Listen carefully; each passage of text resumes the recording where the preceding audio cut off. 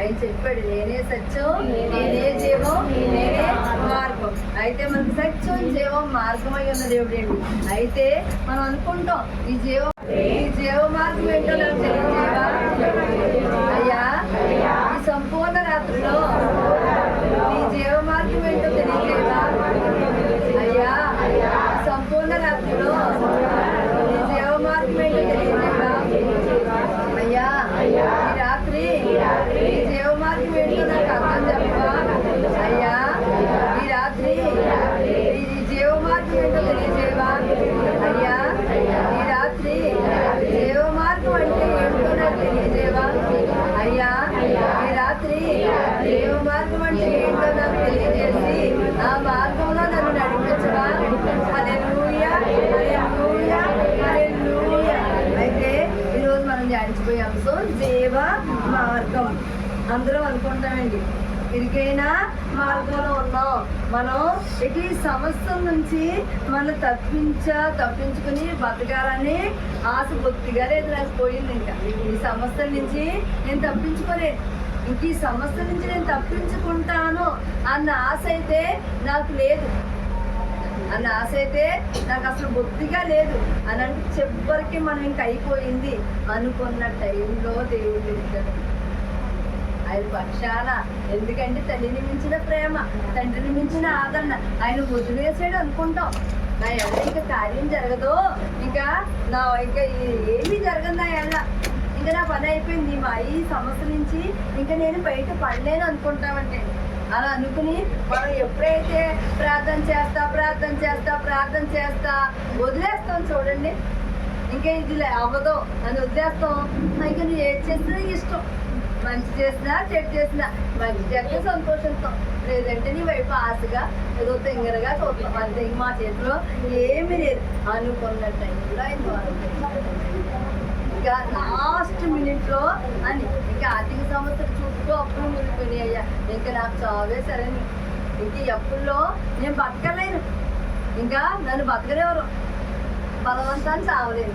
ఎందుకంటే నీ మార్గంలోకి వచ్చేది, నీ మార్గంలోకి రాకపోతే బలవంతాలన్నా చచ్చిపోతుందేమో. నీ మార్గంలోకి వచ్చి బలవంతాన్ని చచ్చిపోతే ఎక్కడికి వెళ్ళిపోతావు?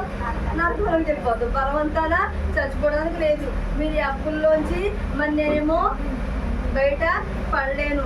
ఇక మన మీద కొండ పోతుగా అలా సమస్యల మీద సమస్యలు ఇబ్బందుల మీద ఇబ్బందులు అలా వచ్చి కొండ పోతుగా వర్షం ఎలా కుడుతుందో అలా కురిసేసే టైంలో దేవుడు సాయం చేస్తాడంటే ఇక లేదు అనుకున్నప్పుడు ఆయన జీవ అంశం ఏంటండి? జీవ మార్గం. అప్పుడు ఆయన జీవ మార్గం తెలుస్తాడంట.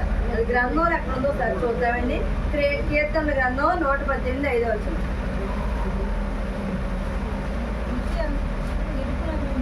ఇరుకులందుండి నేను యెహోవాకు మొరపెట్టితిని, విశాల స్థలమందు యెహోవా నాకు ఉత్తరమిచ్చిన. హల్లెలూయా. వాడు ఏముందండి? కీర్తన 118:5 ఏం చదివిస్తుందండి? ఇరుకునందు నుండి నేను యెహోవాకు మొరపెట్టితిని, విశాల స్థలమందు యెహోవా నాకు ఉత్తరమిచ్చెను. అదేంటండి? ఇరుకులో ఇంకా లేదు, ఇరుకు మార్గం నుంచి నేను బయటపడలేను అని అనుకున్నప్పుడు ఆయన ఎలా ఉత్తరం ఎత్తాడంటే అండి, విశాల స్థలం ఉందంటే ఇరుకు మార్గం నుంచి మనం ఎక్కడికి తీసుకెళ్తాడంటే ఆయన విశాల మార్గం దగ్గరికి. ఆయన నోవా కోసం వాడిని పంపించాడు. నోవా ఇరుకుగా ఒక్కడిగానే ఎవ్వరూ లేదు నోవా. ఇప్పుడు మనం అందులో ఉన్నాం, నోవా ఒక్కడే చేశాడు ప్రార్థన. కానీ ఆ ఇరుకులోంచి విశాలంగా బతికించాడా లేదండి? అంతా చనిపోయినప్పుడు నోవాహుని బతికించాడా లేదా? అయితే సమాధానం మనం ఎక్కడ ఉంటుందండి? ఒకవేళ ఇరుకు మార్గంలో ఉన్నాం, సపోజ్ అప్పులతో ఇంక బతికే చాయిస్ లేదు, చుట్టూ అప్పులు నిండిపోయింది, ఇంకా అసలు బతికే చాయిస్ లేదు. అప్పుడు ఏం చేయాలండి? మనం ఏం చేయాలి? 118 118:5 ఇరుకు మార్గం ఏకాంత ప్రాంతంలోకి వెళ్ళిపోవాలి. ఏం చేయాలంటే వెంటనే అప్పుడు సమాధానం ఎక్కడ దొరుకుతుంది? ఈ మోకాళ్ళ దగ్గరే. ఎక్కడ దొరుకుతుంది? ఓపుకున్నా లేకపోయినా ఏకాంత ప్రాంతంలోకి వెళ్ళిపోవాలండి. అలాంటి బలమైన సంస్థలకి మనం బలంగా ప్రార్థన చేయాలి. ఒక్కడే ఒంటరిగా గదిలోకి వెళ్ళిపోయి మోకాళ్ళుని ప్రార్థించండి. అయ్యా, ఈ సంవత్సరం చుట్టుముట్టేస్తున్నాయి, ఇంకా నాకు దీని నుంచి బయటపడతానని లేదన్నప్పుడు మోకాళ్ళుని బలంగా ఏకాంత ప్రార్థన చేయండి.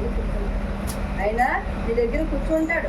తీవ్రమైన సమస్యలు కొండపోతలు ఒకదాని తర్వాత వచ్చేస్తుందా, ఖచ్చితంగా నువ్వు ప్రార్థిస్తే ఖచ్చితంగా పరిశుద్ధాత్మ రాడు అంటానికి ఉండదమ్మా. ఖచ్చితంగా ఆయన వస్తాడు. ఆయన వచ్చి నీకు సాయం చేస్తాడు, నీకు ద్వారం చూపిస్తాడు, ద్వారం తెలుస్తాడండి వెంటనే ద్వారం. కానీ అక్కడికి వెళ్ళిపోయాను ఆయన, ఇన్ని వారాలు వెళ్ళిపోయిన ఇక్కడికి వెళ్ళిపోయిన అక్కడికి వెళ్ళిపోయాను, ఎక్కడికి వెళ్ళినా తీరదండి. కావాలి, ఎందుకంటే గ్రంథం సెలవిస్తుంది ఆయన ఆ శిలువ మరణానికి ఆ శక్తి ఇవ్వడానికి మోకాడు ప్రార్థన చేసాడు. ఆయన రాత్రంతా మోకాడు మీద ఉండి యేసు ప్రభు మోకాడు ప్రార్థన చేశాడు. ఆ మోకాడు ప్రార్థన వల్ల శిలువ ఎక్కడ మానవ శరీరంతో ఈ మాయా శరీరంతో మనమే పాటి వరమండి ఆ మోకాడు ప్రార్థన చేయడానికి. ఆయన మానవుడే, ఆయన మనకు మళ్ళీ ఆయనలో అన్ని పనిచేస్తూ ఉంటాయి. క్రోధం మోహమనే అగ్నిలో మేము కాలిపోక కమలకుండా కాయుము రాజా. అలా మానవుడిగా పుట్టేకి ఎవరికైనా కోపం క్రోధం మోహం అనే అగ్ని అనేది ఉంటుందండి. దాన్ని పక్కకు తొలగించాలి. పక్కకు తొలగించి అది ఎప్పుడు దొరుకుతుందండి? మోకాళ్ళ ప్రాంతం. ఎప్పుడు వస్తుంది మనకి? మోకాళ్ళ ప్రాంతంలో ఇటువంటి గుణాలన్నింటినీ మనం పక్కన పెట్టేసి ఆ పరిశుద్ధాత్ముడు పొందుకుంటాం. పరిశుద్ధాత్ముడు సర్వ సృష్టికర్త ఇంతనే వచ్చేస్తాడా ఎంత చూడండి. అసలు ఆయన స్టేజ్ ఏంటి? అలాంటి స్టేజ్ గల దేవుడు ఒక పాట పడితే దిగిపోతాడా? ఏం తెచ్చండి, ఏం బోధనండి? పరిశుద్ధాత్ముడు దిగాలంటే నువ్వు నీలో కోపం క్రోధం మోహం అనే గుణాలు ఉండకూడదు. అవన్నీ నీ శరీరం నీ మనసు పరిశుద్ధంగా ఉండాలి. పరిశుద్ధంగా నీ మోకాళ్ళుని అయ్యా ఈ సమస్యతోనే బాధపడుతున్నానయ్యా, ఈ కొండపోతుగా సమస్యలు నా మీద కూర్చేస్తాయి.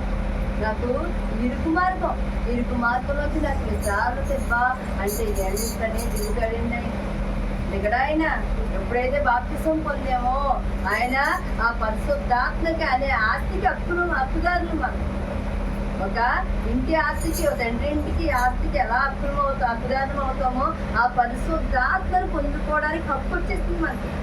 కానీ ఆ హక్కుని ఎలా పొందుకోవాలి? ఆయన ఈ మనసు ఆ మనసుని ఆ దేవాదేవుణ్ణి ధరించాలంటే ముందు నిర్మల దించిన నా దేవా నీ చల్లని ఒడిలో నన్ను చేర్చగరావా. ఆధారము నాకు ఆధారము నాకు నాకు తోడు నేనై ఉండాలి.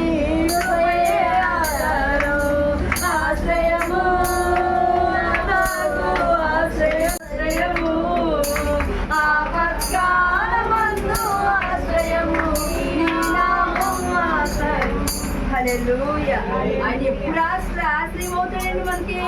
ఆపత్కాలం మందు ఇరుకులో ఉన్నావా ఆయన విశ్రాంతిని ఇస్తాడు, ఆయన ఆధారం అవుతాడు. కానీ ఎప్పుడు ఆధారం అవుతాడు? మనలో పరిశుద్ధత ఉన్నప్పుడు, మనలో నిర్మలత్వం ఉన్నప్పుడు, మనం పరిమళభరితంగా ఆయనకి ప్రార్థించినప్పుడు. ఆ పరిమళమైన ప్రార్థన మనలో రావాలి. ఆయన మనల్ని దర్శించాలంటే మనం ఈ మాయా